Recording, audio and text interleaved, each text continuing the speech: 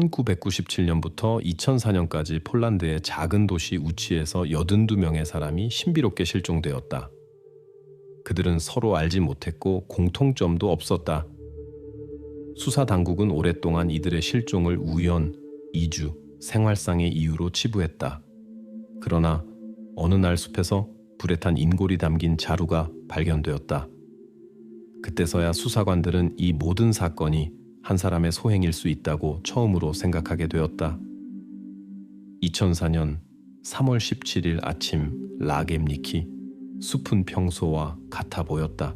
고요하고 습한 공기, 땅 위의 밤비 흔적, 특별할 것 없었다. 그러나 바로 여기 오솔길 근처에서 지역 주민인 에바리스가 무거운 검은 자루 하나를 발견했는데 그것은 부분적으로 땅에 묻혀 있었다. 그녀의 첫 반응은 경찰에 신고하는 것이었다. 발견물이 너무 의심스러워 보였기 때문이다. 출동한 수사관들이 조심스럽게 자루를 지상으로 끌어올려 열어보니 그 안에는 폴란드 범죄 연대기에서 가장 기이한 수사 중 하나의 출발점이 된 것이 있었다. 자루 안에는 부분적으로 불에 타고 연조직이 제거된 인골이 있었다. 많은 것을 봐온 숙련된 범죄 수사관들조차 본 것에 충격을 받았다. 유골에 연조직이 없다는 것은 중범죄 기준으로도 매우 특수하고 극히 드문 일을 시사했다. 자루 안에는 개인 소지품이나 의복, 서류가 없었지만 범죄 수사관들은 치아 유골로 피해자의 신원을 확인할 수 있었다. 그는 약 반년 전인 2003년 9월에 실종된 32살의 남성이었다. 전문가들은 곧 특이한 세부 사항들에 주목했다. 자루 자체가 F라는 브랜드의 희귀한 산업용 제품이었다. 우치에서는 이런 상품을 한 곳에서만 구입했는데 수십 개의 지역 기업에 서비스를 제공하는 대형 도매 창고였다. 이는 수색 범위를 상당히 좁혀주었다. 유골을 살펴본 전문가들은 또 다른 이상한 점을 발견했다. 뼈에는 미세한 톱니 모양 도구의 흔적이 뚜렷하게 보였다. 이는 분명히 우연히 생긴 것이 아니었다. 한편 경찰은 가장 가까운 집과 별장의 주민들에게 질문하기 시작했고 어떤 단서라도 수집하려고 노력했다. 에바리스는 발견물을 찾기 전날 밤에 이상한 엔진 소리를 들었다고 보고했다. 차는 오래된 것으로 아마도 폴란드제였으며 헤드라이트를 끈 채로 오랫동안 돌아다녔다고 했다.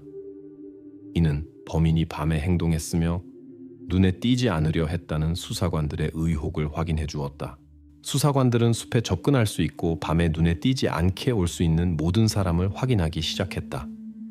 목록의 첫 번째는 산림감시원인 야누시 노바크였다. 중년의 남성으로 내성적이고 비사교적이었지만 이전의 법적 문제는 없었다. 그는 모든 차단기와 출입문의 열쇠를 가지고 있어서 숲에 조용히 들어갈 수 있었다. 게다가 노바크는 에바리스의 묘사와 완전히 일치하는 폴로네즈라는 오래된 폴란드 자동차를 가지고 있었다. 두 번째 용의자는 거의 동시에 나타났다. 전과가 있고 험난한 이력을 가진 피오트르 레비츠키였다. 그는 유골이 발견된 곳 근처에 버려진 숲속 오두막에서 자주 밤을 보냈다. 지역 경찰들이 그를 알고 있었다. 레비츠키는 여러 번 소규모 절도와 불법 사냥으로 잡힌 적이 있었다. 그는 비공식적이긴 하지만 숲에 자유롭게 출입할 수 있었다. 언뜻 보기에 야누시 노바크는 범인 역할에 완벽하게 들어맞았다.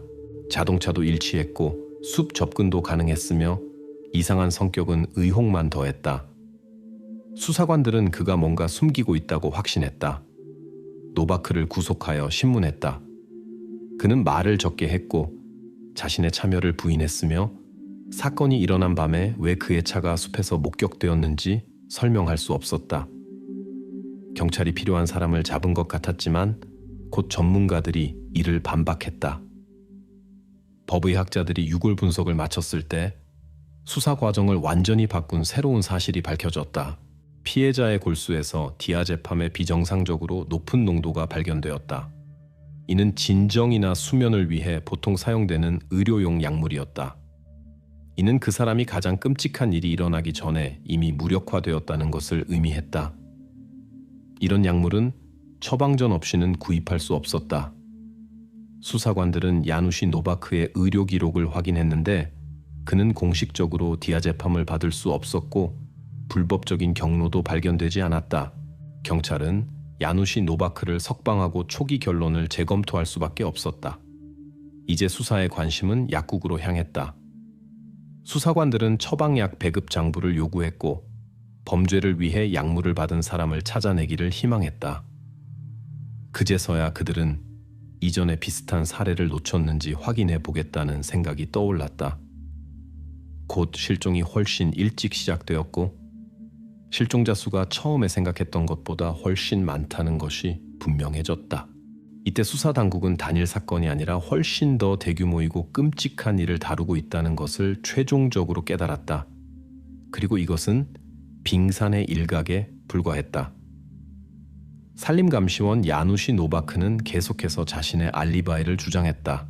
3월 16일 밤부터 17일까지 그는 집에서 어디에도 가지 않았다고 했다.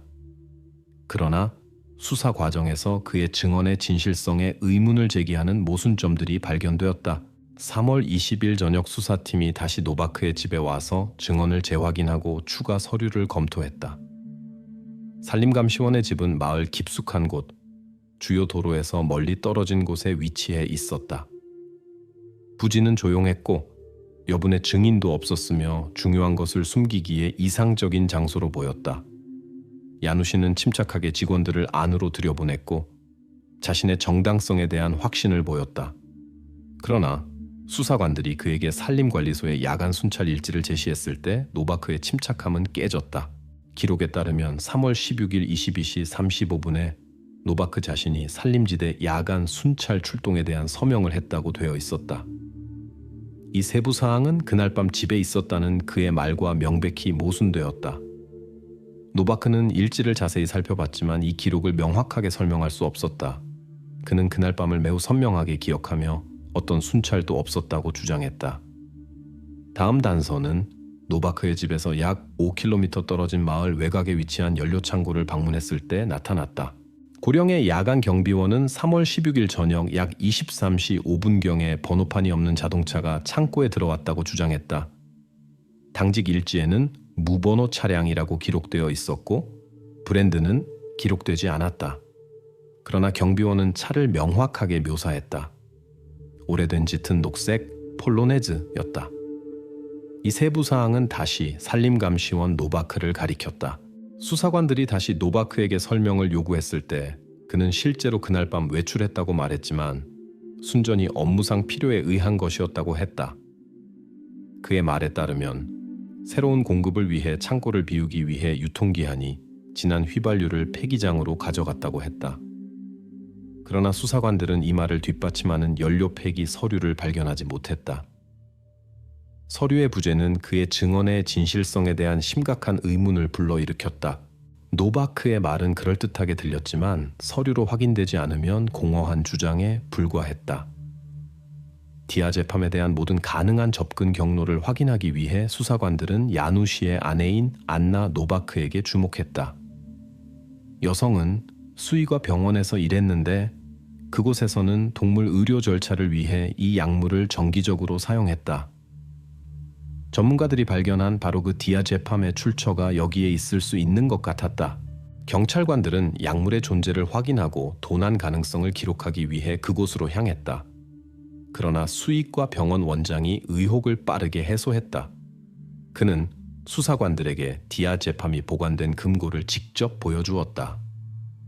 금고는 2002년부터 열리지 않았고 자물쇠에는 해당 표시와 관리기관의 인장이 있는 손상되지 않은 공장 봉인이 있었다. 이는 수의과 병원에서의 약물 도난 가능성을 배제했다. 따라서 이 버전은 처음에는 설득력 있어 보였지만 완전히 성립하지 않는 것으로 판명되었다.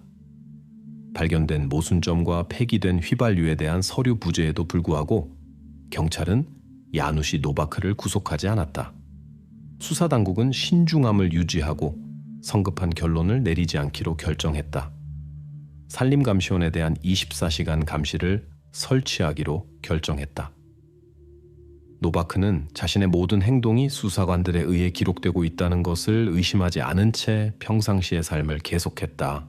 수사관들은 이미 다음 단계의 작업에 착수했다.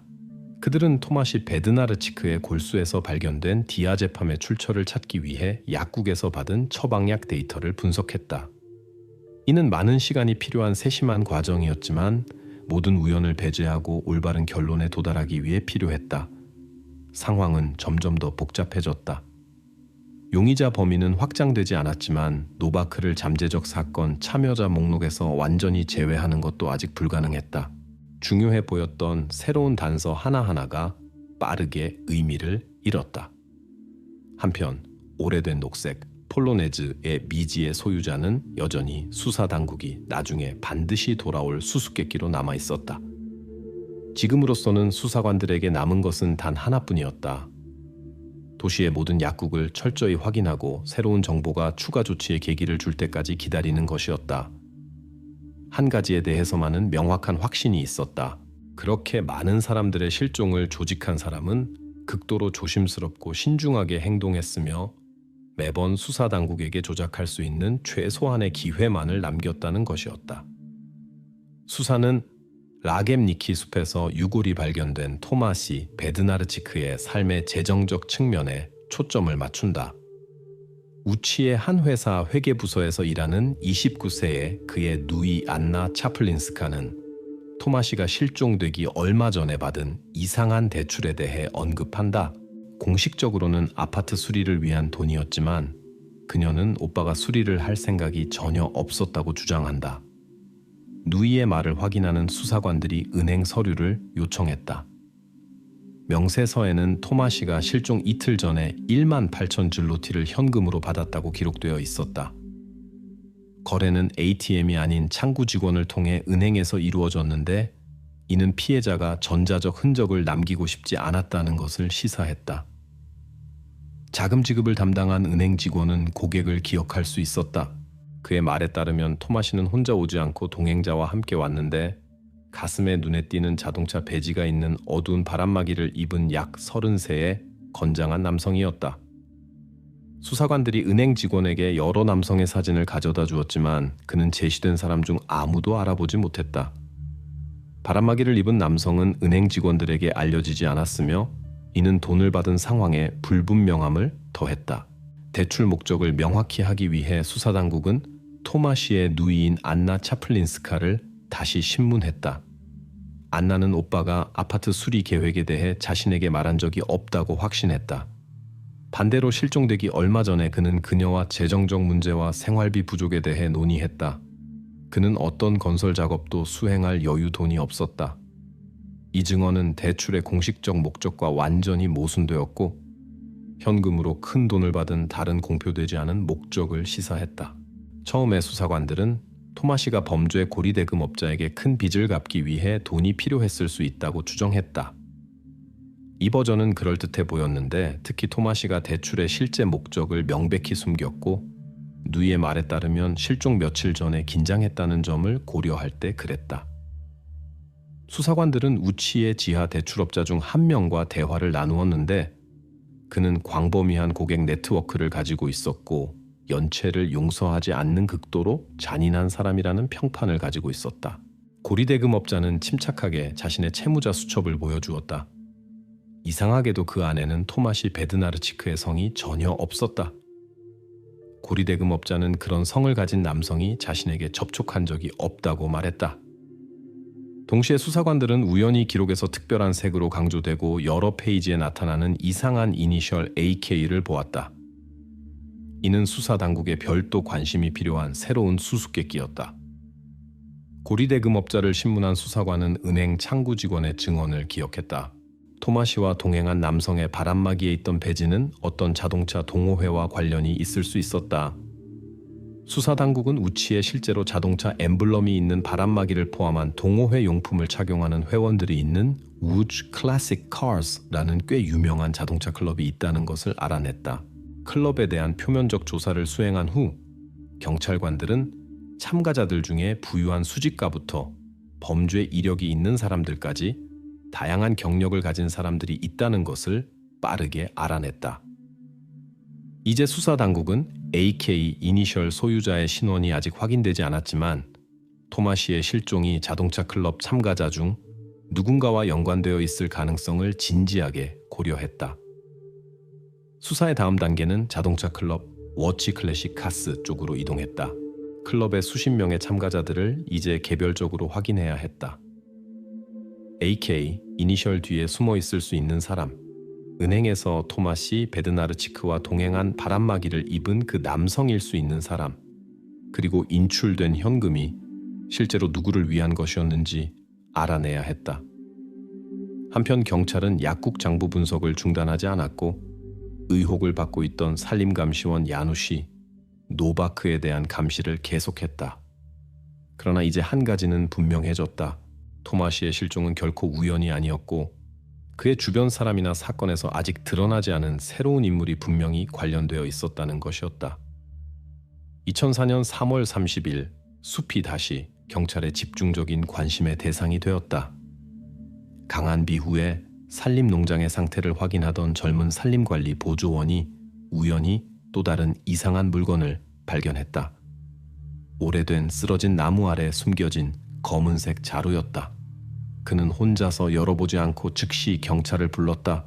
출동한 수사관들은 최악의 예상을 확인했다. 자루 안에는 여러 사람에게 속한 뼈 조각들이 발견되었다.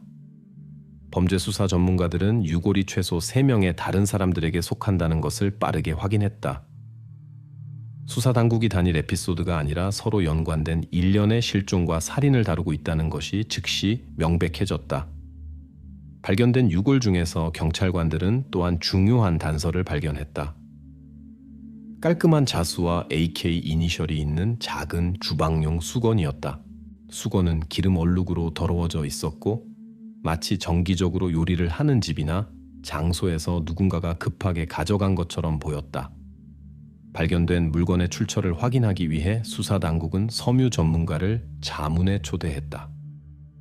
그는 재료와 자수 스타일을 철저히 연구한 후 수건이 태초 우츠 매장 체인을 위해 대량 생산되었다는 결론을 내렸다. 매장들의 정보에 따르면 이런 자수가 있는 수건 배치는 2003년에만 판매되기 시작했다. 즉, 1년도 안 된 것이었다. 따라서 수건은 얼마 전에 구입되었고 그 소유자는 범죄와 직접 연관되어 있을 수 있었다. 수사관들은 즉시 지역 대형마트 테스코 우치로 가서 이 수건을 누가 샀는지 알아내려고 했다. 그러나 유사한 상품 배치가 현금 결제로 계산대 터미널을 통해 개인 구매자 기록 없이 판매되었다는 것이 밝혀졌다. 이 때문에 수사는 다시 막다른 길에 이르렀고 유망한 단서로 보였던 수건은 그 의미를 잃었다. 그럼에도 불구하고 그것은 범인의 지역 출신에 대한 수사관들의 추정을 확인해 주었다. 한편 수사 당국에게 새로운 증인이 나타났다. 라겜니키. 산림지대에서 약 1km 떨어진 작은 호수에서 자주 밤을 보내던 38세의 어부가 경찰의 첫 번째 발견물이 발견되기 전날 밤에 의심스러운 자동차를 봤다고 신고했다. 그는 세부 사항을 기억했다. 헤드라이트를 끈 채 매우 천천히 움직이는 하얀 피아트 125P였다. 증인은 정확한 번호판을 말할 수 없었지만 브랜드와 모델은 잘 기억했다. 수사관들은 이 정보를 진지하게 받아들였는데 그것이 헤드라이트 없이 밤에 움직이는 다른 자동차를 언급한 이전 증인의 증언과 성격상 일치했기 때문이었다. 경찰은 우치와 인근 정착지에 등록된 하얀 피아트 125 P 브랜드 자동차의 모든 소유자를 확인하는 작업을 조직했다. 수사관들은 수십 건의 신문을 수행했지만 확인된 소유자 중 누구도 숲에서의 사건과 연결될 수 없었다. 따라서 이 버전은 열려 있었지만 구체적인 확인은 없었다. 한편 범죄수사연구소가 발견된 유골 연구를 완료하고 중요한 결론을 내렸다. 분석 결과에 따르면 세 피해자 모두의 사망 시기는 3개월에서 8개월 전이었다. 이 사실은 살인자가 최근까지 계속 행동했으며 아마도 여전히 범죄 현장과 직접적으로 가까운 곳에 있다는 것을 의미했다. 이 정보는 수사관들을 불안하게 했다. 그들은 숲과 주변 지역에 대한 경찰의 관심이 높아졌음에도 불구하고 행동을 멈추지 않는 연쇄 범죄자를 다루고 있다는 것을 깨달았다. 수사 당국은 보안 조치를 강화하고 더욱 집중적으로 작업을 시작했다.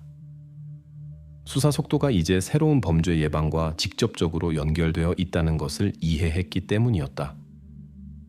이제 수사의 핵심 방향은 최근에 구입된 디아제팜 배치의 재검토가 되었다. 최근 범죄들 사이의 짧은 시간 강역은 약물의 신선한 구매를 찾을 필요성을 시사했다. 경찰은 지역 약국들로부터 모든 정보를 신속하게 요청했고, 특히 지난 몇 개월간의 처방전과 서류에 주목했다. 바로 여기서 수사당국은 오랫동안 기다려온 돌파구를 얻고 이 잔인한 범죄들을 조직한 자의 흔적을 찾기를 희망했다. 동시에 수사관들은 은행에서 온 바람막이를 입은 남성과 AK 이니셜을 가진 신비한 수건 소유자가 서로 알고 있을 수 있는 자동차 클럽 워드 클래식 카즈를 계속 확인했다. 그러나 이 이니셜의 소유자 이름을 수사당국은 아직 몰랐고, 용의자 범인은 여전히 사건의 빠른 종결을 말하기에는 너무 넓었다. 4월 5일 수사는 우치 외곽에 살며 라겜니키, 산림 오두막에서 자주 밤을 보내는 것으로 경찰에 알려진 이전에 유죄 판결을 받은 피오트르 레비츠키에게 다시 관심을 돌렸다. 바로 그의 이름이 숲과 관련된 서류에서 자주 언급되었다. 레비츠키가 3월 16일 밤부터 17일까지 바로 근처에서 목격되었다는 것이 알려졌을 때 의혹이 다시 강화되었다. 수사관들은 레비츠키의 직장인 PK픽하고 철도역에 도착했다. 그곳에서 그는 공식적으로 야간 근무에 등록되어 있었다. 레비츠키는 침착하게 경찰을 맞았고 대화를 피하려 하지 않았으며 즉시 야간 근무 출근부를 제시했다. 서류에는 그의 서명, 현장 감독의 확인, 정확한 근무 시작과 종료 시간을 기록한 사무용 시계의 날인이 있었다. 근무는 22시부터 6시까지 지속되어 첫 번째 발견물이 발견된 시간을 완전히 포함했다. 피오트르의 동료들은 범죄가 일어난 밤에 그가 직장에 있었다는 것을 의심 없이 확인했다. 이것이 그에 대한 의혹을 완전히 해소하는 것 같았다. 그러나 레비츠키의 성격의 특수성을 이해하면서 수사관들은 안전을 위해 그의 산림 오두막 수색에 대한 공식 허가를 받기로 결정했다. 작고 낡은 오두막 안에서 경찰은 여러 의심스러운 물건들을 발견했다. 다양한 크기의 예리한 칼 몇 개, 숫돌, 그리고 사냥 전리품 컬렉션인 동물 가죽과 뿔들이었다. 상황이 다시 복잡해져서 수사관들로 하여금 일어난 일에서 레비츠키의 역할에 대해 생각하게 했다. 수사관들은 발견된 칼들을 범죄수사연구소에 감정을 위해 보냈다. 이 도구들이 이전에 발견된 유골 작업에 사용되었는지 확인하는 것이 극히 중요했다. 분석 결과는 다음 날 받았다.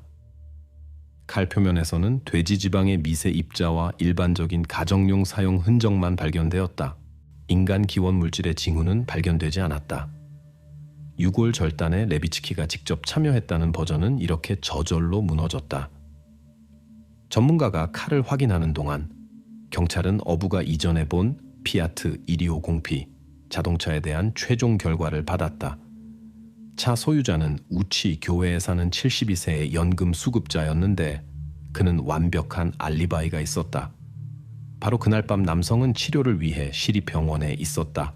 이는 의료기관에 인장이 있는 병원 서류로 확인되었고 그의 연루 가능성을 완전히 배제했다. 따라서 피아트 125P와 관련된 버전은 공식적으로 종료되었다. 수사가 다시 막다른 길에 이른 것 같았다. 그러나 예상치 못하게 새로운 중요한 증인이 나타났다. 같은 밤에 일하던 PKP 캐고 역의 경비원이었다. 수사관들과의 대화에서 그는 흥미로운 세부사항을 기억해냈다. 늦은 저녁, 약 21시 40분경에 어떤 지인이 번호판이 없는 오래된 폴로네즈 브랜드 자동차로 레비츠키를 역까지 데려다 주었다고 했다. 경비원은 운전자를 묘사했다. 중간 키에 건장한 남성으로 튼튼한 체격이었다. 묘사는 토마시 베드나르치크가 큰 금액의 현금을 인출할 때 동행했던 미지의 남성을 본 은행 창구 직원이 제공한 것과 완벽하게 일치했다. 이 정보는 즉시 경찰로 하여금 우선순위를 바꾸게 했다. 레비츠키 자신은 증인들에 의해 확인되었지만 폴로네즈 자동차 운전자의 신원이 다시 최우선으로 부상했다. 경찰은 기존 정보에 따르면 번호판이 없는 오래된 녹색 폴로네즈의 소유자가 등록되어 있을 수 있는 자동차 클럽 우즈 클래식 카rs의 회원들에게 돌아가기로 결정했다. 수사당국은 클럽의 모든 참가자들에 대한 통제를 강화했고 지난 몇 개월간의 그들의 이력과 이동을 확인했으며 특히 니아 재판 및 실종자들과의 가능한 연관성에 주의를 기울였다. 한편 피오트르 레비츠키는 공식적으로 의혹에서 벗어났지만 수사관들은 일어난 일에 그가 간접적으로 연루되었을 가능성을 배제하지 않고 그를 은밀하게 계속 감시했다. 수색 범위가 점차 좁혀지고 있다는 것을 이해하면서 경찰은 신비한 건장한 운전자의 신원을 밝히기를 희망하며 자동차 클럽 방향으로부터의 빠른 결과를 기대했다. 4월 8일 수사는 우치 중심가 근처의 작은 건물에 위치한 자동차 클럽 우즈 클래식 카rs이 최종적으로 관심을 집중했다. 클럽에 최근 가입한 회원 목록을 확인하던 경찰관들은 불과 몇 개월 전에 작성된 기록을 발견했다. 클럽에 새로운 사람이 가입했는데 번호판이 없는 오래된 녹색 폴로네즈 카로의 소유자인 알렉산드르 K라는 어떤 사람이었다. 이 정보는 사건에서 반복적으로 나타나는 AK 이니셜을 고려할 때 수사관들의 즉각적인 관심을 끌었다. 클럽 등록 카드 연구는 수사 당국에게 오랫동안 수수께끼로 남아있던 세부 사항들을 빠르게 드러냈다. AK 이니셜 뒤에는 1971년생으로 레트키니아 지구 마르체프스키 거리 거주자인 안제이 코발스키가 숨어 있었다. 바로 그가 증인들의 증언에서 그렇게 자주 언급되고 피오트르 레비츠키 및 토마시 베드나르치크 근처에서 목격된 바로 그 자동차의 소유자였다. 경찰관들은 마르체프스키 거리로 가서 이웃들에게 질문하고 코발스키에 대한 추가 정보를 얻었다. 그림은 불안했다. 이웃들은 특별한 망설임 없이 코발스키가 은밀한 생활을 하고 자주 늦은 시간에 집을 떠나 새벽에만 돌아온다고 말했다. 또한 그들은 그의 차고에서 나오는 특이한 화학물질 냄새를 언급했고 코발스키가 항상 차고를 조심스럽게 잠그고 자동차와 안에 보관된 물건들에 대한 대화를 피한다고 지적했다. 수사당국은 클럽 회장과 만나 코발스키가 참석할 수 있었던 행사 일정을 자세히 확인했다. 클럽 대표는 3월 16일에 모든 클럽 회원들이 19시에 시작되어 약 21시 30분에 끝난 기술 세미나에 참가했다고 말했다. 코발스키는 실제로 세미나에 참석했지만 다른 사람들보다 일찍 약 21시 30분경에 떠났다. 따라서 용의자에게는 클럽을 떠나 라겜니키 숲으로 향하기에 충분한 열린 시간창이 생겼다. 처음에 클럽 회장의 증언은 견고한 알리바이로 보였다. 세미나는 특정 장소에서 특정 시간에 코발스키가 있었다는 믿을 만한 확인을 제공하는 행사로 보였다. 그러나 행사 일정의 세부 확인과 코발스키의 떠난 시간 명확화는 반대를 증명했다. 용의자의 세미나 참여 종료 후 상당한 시간 간격이 남아 있어서 알리바이를 부분적이고 신뢰할 수 없게 만들었다. 그의 조기 퇴장 사실은 처음에 설득력 있던 클럽 회장의 버전을 이제 공식적으로 종료되는 잘못된 단서로 바꾸었다. 수사 당국이 클럽에서 작업을 계속하는 동안 이전에 증언을 하지 않았던 우즈 클래식 카rs의 한 회원이 새로운 중요한 세부 사항을 알려왔다. 그는 코발스키가 AK 이니셜로 자수된 클럽 재킷을 가지고 있었다는 것을 분명히 기억했다. 이는 라겜니키 숲에서 발견된 유골 사이의 수건에서 이전에 발견된 바로 그 이니셜이었다. 증인의 정보는 코발스키와 범죄 사이의 연관성에 대한 심각한 확인으로 보였고 수사 당국의 의혹을 크게 강화했다. 경찰관들은 즉시 증언을 사건 자료에 포함시켰고 더 이상 수색을 연기하지 않기로 결정했다. 이제 코발스키의 아파트와 차고 확인이 불가피하며 용의자가 가능한 증거를 제거하기 전에 최대한 신속하게 수행되어야 한다는 것이 명백해졌다. 수사관들은 안제이 코발스키의 주거지와 차고 수사액에 대한 영장을 우치시 검찰청에 긴급히 준비하여 요청했다. 이 시점에서 수사당국은 더 이상 올바른 길에 있으며 코발스키가 신비한 실종들의 핵심 인물이라는 것을 의심하지 않았다. 동시에 경찰은 용의자의 모든 연락처에 대한 철저한 확인을 시작했으며 특히 디아제팜을 포함한 화학 물질과 약물의 최근 구매에 주목했다. 이제 코발스키의 일상생활과 관련된 모든 사소한 것이 수사 당국이 수사 완료에 가까워질 수 있게 하는 핵심 단서가 될 수 있었다. 그러나 수색 결과가 알려지지 않은 상황에서 수사관들은 이 어두운 이야기의 전모 해명이 달린 용의자와의 심각한 대결 단계를 준비했다.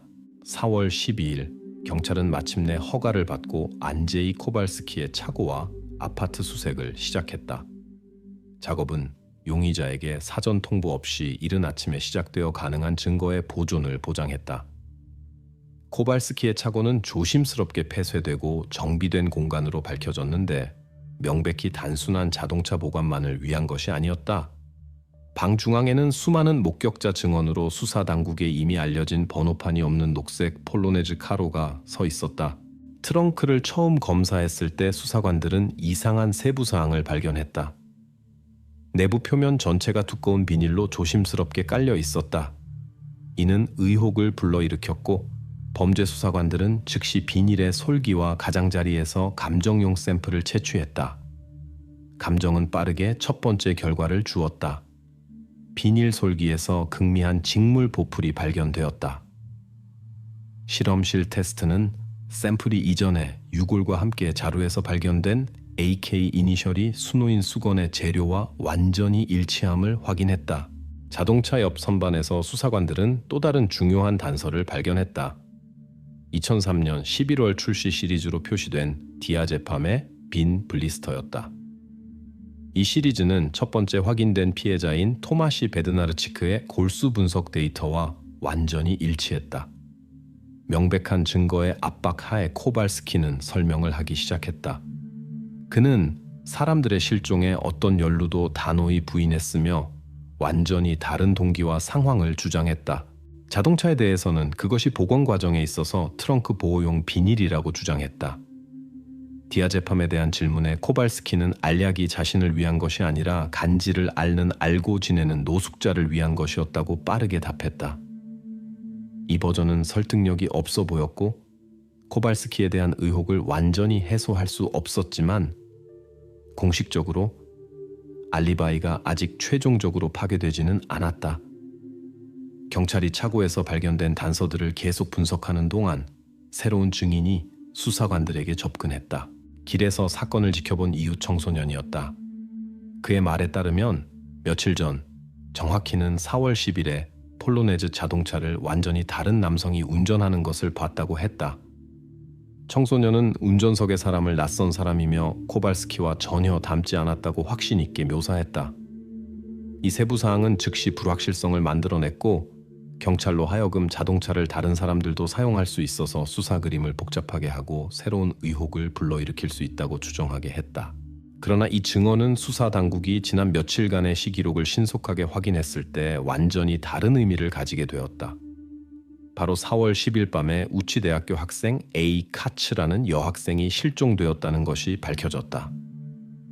예비 정보에 따르면 그 소녀는 이전에 확인된 피해자 프로필에 완전히 들어맞았다. 같은 연령대와 외모였다. 이 세부 사항은 수사 당국을 극도로 걱정시켰는데 이제 범인이 여전히 행동하고 있으며 아마도 폴로네즈 자동차를 계속 사용하고 있다는 것이 분명해졌기 때문이었다. 새로운 상황을 배경으로 경찰은 이미 종료된 것처럼 보였던 버전인 산림감시원 야누시 노바크를 다시 확인할 수밖에 없었다. 그의 알리바이가 확인되었지만 이제 바로 그의 차가 은밀하게 빌려져서 다른 사람들에 의해 사용되었을 가능성이 나타났다. 이는 청소년 증인이 본 미지의 운전자의 출현을 설명할 수 있었다. 극도의 주의를 기울여 수사관들은 학생의 실종된 밤에 노바크의 소재를 재확인하기로 결정했다. 이것이 추가 수사 진행에 크게 좌우된다는 것을 이해했기 때문이었다. 의혹이 다시 발생했고 노바크는 다시 은밀한 감시의 대상이 되었다. 수사관들이 다음 단계를 준비하는 동안 그들은 실종된 학생에 대한 세부 사항을 공개하지 않았다. 이 정보로부터의 압박이 사건 관련자 중 누군가로 하여금 실수를 하게 만들기를 희망했다. 수사는 점차 완료에 가까워지고 있었지만 핵심 순간들은 여전히 끝까지 명확하지 않았다.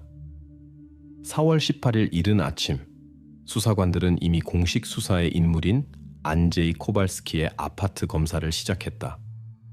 아파트의 분위기는 중립적이었고 언뜻 보기에는 특별할 것이 없었다. 그러나 수사관들은 사소한 것들이 종종 사건의 결과를 결정한다는 것을 알고 있었다. 범죄 수사관들의 관심을 끈 첫 번째 것은 책상의 깊은 서랍에 조심스럽게 숨겨진 F브랜드 일회용 건설용 자루 묶음이었다. 바로 이런 자루들이 이전에 라겜니키 숲에서 발견되었다. 이 발견은 코발스키를 범죄 현장과 명확하게 연결시켰고 그의 이전 변명 시도들을 무의미하게 만들었다. 다음 발견은 수사 당국에게 더욱 큰 관심을 불러일으켰다. 다른 책들 사이에 선반에 오래된 인체, 해부학, 판본이 서 있었다. 검사 결과 관절과 결합 조직의 구조에 관한 페이지들의 책갈피가 발견되었다.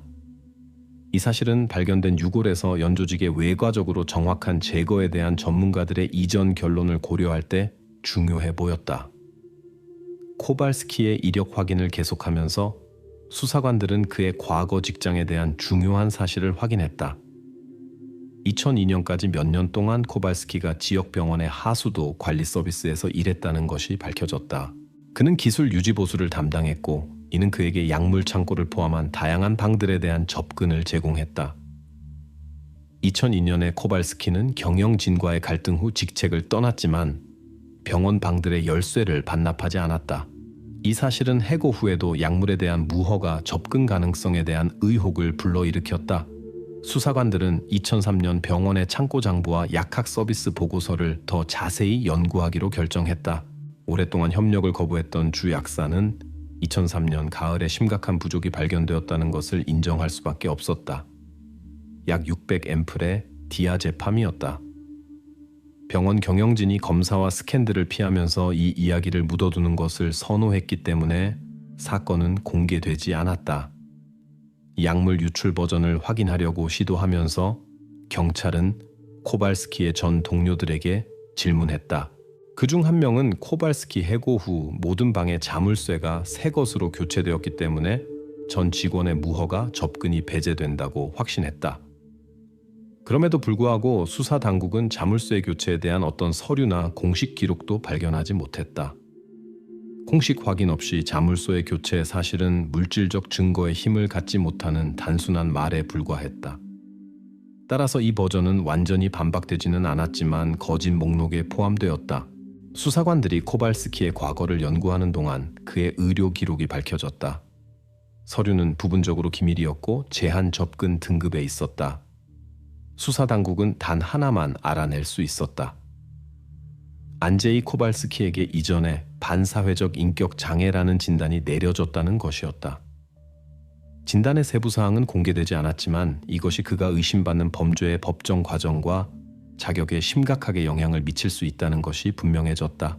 법원은 용의자의 정신 상태에 대한 완전한 답변을 얻기 위해 즉각적인 정신과 감정을 지정했다. 코발스키의 개성 연구와 평행하여 경찰은 2001년부터 2002년까지 실종 사건을 담당했던 수사관 라데츠키의 업무에 대한 내부 점검을 시작했다. 수사 당국은 바로 그의 태만과 그 시절의 피상적 수사가 범인으로 하여금 그렇게 오랫동안 눈에 띄지 않게 남아있을 수 있게 했다고 의심했다. 이와 함께 산림감시원 야누시 노바크의 역할에 대한 문제가 다시 제기되었다. 최근 사건들이 수사관들로 하여금 확인에도 불구하고 그의 알리바이를 다시 의심하게 만들었다. 경찰관들은 모든 사소한 것을 확인하여 노바크의 가능한 연루를 최종적으로 배제하거나 확인하기 위해 조심스럽게 행동하기로 결정했다. 수사는 최종 단계에 접근하고 있었다. 이제 주요 과제는 모든 참가자들의 책임 경계를 정확히 설정하고 코발스키, 노바크 및 수사 과정에서 언급된 다른 인물들의 역할을 최종적으로 결정하는 것이었다. 4월 25일 내무보안청의 특별위원회가 2001년부터 2002년까지 실종자 사건을 담당했던 바르토시 라데츠키 소령의 업무 점검에 착수했다. 라데츠키가 수색 전망이 없다는 이유로 결과적인 수사 없이 실종 사건들을 자주 종결했다는 것이 의혹을 불러일으켰다. 기록 보관소의 철저한 점검 중에 수사관들은 라데츠키에 의해 종결된 12건의 사건 시리즈에 빠르게 주목했다. 서류 분석은 놀라운 세부사항 하나를 드러냈다. 모든 신문 기록과 보고서에서 동일하고 문자 그대로 복사된 단락들이 나타났다. 이는 수사관의 형식적 접근, 사실 무시, 실제 수사 업무의 부재를 명확하게 시사했다. 이런 테마는 명백히 각 구체적 사건의 세부 사항에 깊이 들어가려는 수사관의 의지 없음을 시사했다.